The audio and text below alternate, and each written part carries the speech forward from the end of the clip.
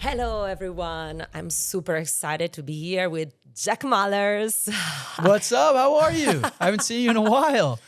You're right. But finally, you are here in Lugano, so you can experience all the Luganese experience, which is like being here at POW Space, Cypherpunk, maybe later the gym, the restaurant, and everything. We are going to spend only one block together, which means that could be on average more or less than 10 minutes. Let's see what happens. And I tend to ask personal question, random question, and more serious questions. I'm ready. Whatever you need. Let's go. I want to start with a memory, one of my sweetest memory that I have in the Bitcoin space. During the first years, there weren't many women around. But there was a special one, Bitcoin mom, that maybe you know. And we were basically on Twitter, us two, discussing among tech guys and Bitcoiners. Do you perhaps know her? I do. That's my stepmom. Basically my mother. Yes, she's the sweetest lady in the whole wide world and an early Bitcoiner. She wanted to be the mother figure, give Bitcoin some motherly love, because back in 2013, it was, oh, it's for drugs, oh, it's for traders, Exactly. oh, it's for cypherpunks, oh, it's for developers. And she was like, it's for moms too. And we're going to have meetups, and we're going to have love and care. And she's the best. She's still the Bitcoin mom to me. She always will be. So she discovered Bitcoin before you or after you? Before. Wow, that's pretty crazy. I'll consider. She was the first one talking about Bitcoin to you, or it was not related? My dad. Your dad? My dad got us both into Bitcoin. So my dad is genius, best guy I've ever met. And I was dropping out of college. And so he was like, hey, instead of paying more money for you to fail out of school and learn nothing, why don't you get into Bitcoin? And he told his wife, hey, Bitcoin could use a little bit of your motherly love. I think we should register the Bitcoin Mom handle and start some meetups. And so actually the Bitcoin Mom hosted the first Bitcoin meetup ever in Chicago, my hometown. And the speaker was Andreas Antonopoulos. Oh, and wow. I came home. Yeah, I came home from school in 2013 to Andreas in my living room hosting a Bitcoin meetup where I usually watch TV. And so, yes, I have very special parents. A lot of people give me too much credit for my Bitcoin story, where it's really like all Bitcoin mom and my dad. Wow. The true and the first one, probably Bitcoin family, the Mallers. Yeah, right? people used to call us the first family of Bitcoin. Yeah. I'll take that. That's quite the compliment, so we'll take it. Yeah. Yeah. And we were discussing before, and maybe one day you want to start your own family, right? And you're going to tell your kids about Bitcoin. Of course, yeah. My dream, I mean, Strike is great. 21 now is great. Even Bitcoin being over 100K is great. But my dream, if I had to pick one, is to be a dad. I want to have a family. And so if God willing, if I ever have that blessing and opportunity, they'll know about Bitcoin as soon as I can hold them. Yeah. It will be the craziest experience and adventure ever. I always tell people it's just something so different from any other type of experience being a parent that I cannot even start telling you what is going to be. So, yeah. Yeah, and congrats to you and Giacomo. I mean, it's funny because in America, I would say is going through like an interesting time, maybe more honest, a difficult time. And a lot of my friends from home, they're not having many kids. They're not owning more homes. And when you come to a Bitcoin meetup and I get to see you and Giacomo, it's, no, we're having kids, we're happy, we're owning land, we're building businesses. So it's inspiring. You guys are also the Bitcoin family. Thank you very much. Well, I remember when I had my first daughter, she was one of the first Bitcoin babies in the space. So it was like celebrated as almost like an event. It was a very nice experience and a very funny pregnancy among Bitcoiners. I remember it, weirdly. I do. Whoa, crazy. And now here we are in Lugano with the Cypherpunk. You just have at your session judging the startuppers. But I wanted to ask you like a weird question. How would you judge the other judges? They behaved well. Yeah, I thought it was great. Good group. And I felt pretty lucky to be there, honestly, because Really? the funny thing is, I'm still an entrepreneur, and I could use some advice. Like Matt Odell he was one of the fellow judges. He's an investor of mine, and just like he was giving advice to the folks presenting, he gives me advice all the time.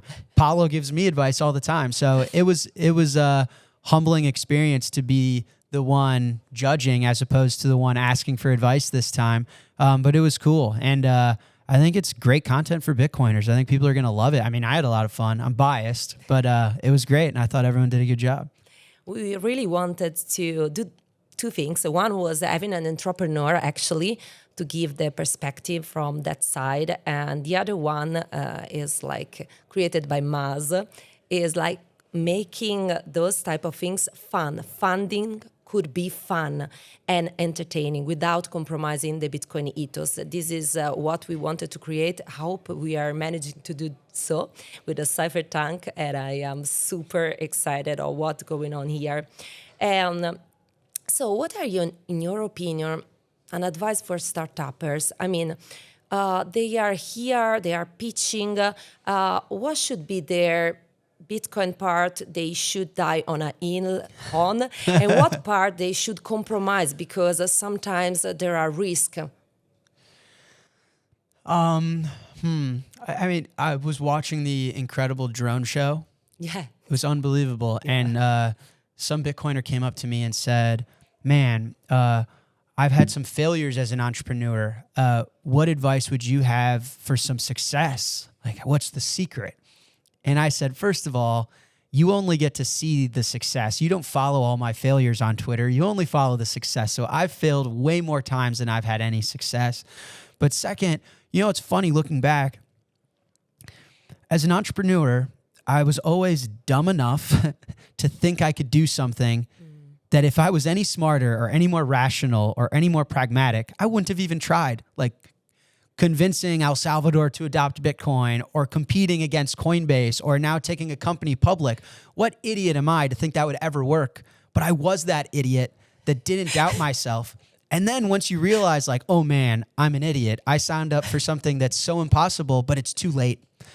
And so the message in there is you have to have like an unwavering amount of optimism and courage and belief in yourself, because the second you give yourself the time and the space to calculate and think what could go wrong, you've already lost. And so I was just that dumb and blind and naive to not even think like, wait a second, this is going to be really hard and really painful. So that would be my advice to entrepreneurs is it's very binary. You have to go for it. And so that's the hill you have to die on, is don't even give yourself time to think about it. Go with your heart. And then once you're in the arena, you'll figure it out because you have to. So that's the environment I've created for myself. And that was my advice to the gentleman. And then I think the answer of like what to avoid, people, meaning the worst times of my entrepreneurial career were bad people. And, sometimes you think, well, this person gives me bad vibes or they're a shitcoiner or something's off, but they have the money but they have the Twitter following. And I've learned the hard way that at the end of the day, none of that scales. None of that lasts. At the end of the day, it comes down to, are they principled? Are they moral? Are they honest? Are they good in their heart? It's the only way to actually build anything of merit, of worth. And so that was some of the toughest lessons, is being surrounded by the wrong people and having to face the consequences of that. And so I would say, take your relationships very seriously, not only for yourself, but then also your business. Your business implies your employees that are relying on you to meet payroll and your customers that are relying on you to serve a good product. So that's my advice. I completely agree on this. The human factor is so impactful. And I have a question. I mean, with these people, you're just rely on gut feelings or just like rely on proof of work? What are the criteria to judge a person? All of the above. Your gut feeling is the human body, the human species is magic. Look around and look at all we've accomplished. So, I wouldn't question your innate ability much. You are not much smarter than your own instincts and the very cells that make you up. So instincts are king, in my opinion. Yeah. But yeah, proof of work, morals, ethics, principles.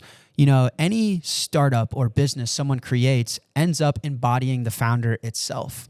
And so part of being a founder is learning a lot about you. Building anything makes you reflect, what do I care about? Where do I want the world to go? What direction do I want to push the things that mean a lot to me in this direction? And so you do a lot of self-reflection. It's a very challenging role in that respect.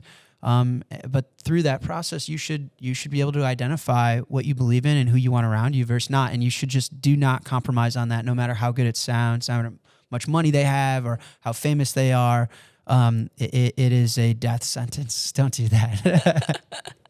So thank you very much for sharing this. And I think we reached very nice, deep level. This is why I have a very random question for Sure. you. And my random question is, I cannot imagine you outside the 90s, 2000K years. In which decades would you like to live, if not this one? Because I cannot imagine you in the 50s, 60s, 30s. I can only imagine you wearing this type of clothes. So. Yeah, I don't know. I mean, we are all a victim of our environment, right? Yeah. And so I am a victim of when I was born, and my dad is like a very principled, ethical, but also first principle thinker. Like he dresses what makes him comfortable, right? It's so that's where I get it from. I would say if I love being born now. I think we're all lucky to, the Satoshi white paper, the timing of my life to be able to, just be a new adult struggling through university and be presented with an opportunity to contribute to Bitcoin. I think every human wants innately two things, naturally, all of us. They want to be a part of something bigger than themselves. Living the human experience alone is no good, right? They want to be a part of something bigger than just them, and they want to be a part of something that will last longer than they will. And so the best example of that is family, right? Like you get to be a part of something bigger than just you. And by reproducing and having children, you extend your bloodline. And even when your time is gone, your kids get to live on. I think something like Bitcoin also helps fulfill that purpose, where Bitcoin is bigger than any one person or government or company. And I think it'll last a lot longer than me. So I have had a lot of fun and purpose living right now, to be honest. And I don't know, maybe if I was born in another time, I would seek hopefully an equal opportunity. But Bitcoin to me might be one of the greatest inventions in recent memory. So this is why it was impossible for me to figure and imagine you in another decade. I love this answer. Yeah, I'll take that as a compliment. You were right. And I'm more bullish than ever the fact that I was born to see this, because for me, just Bitcoin is just history in the making, and I see myself as somebody who witnessed that in the first row, because I am lucky enough to be here and see amazing people developing Bitcoin for the world. So I feel so lucky to be here at this exact time. So I think another block has been mined. It has been amazing to have you here sharing your knowledge, your wisdom. So thank you very much, Jack. Thank you. You're a legend. It's good to see you.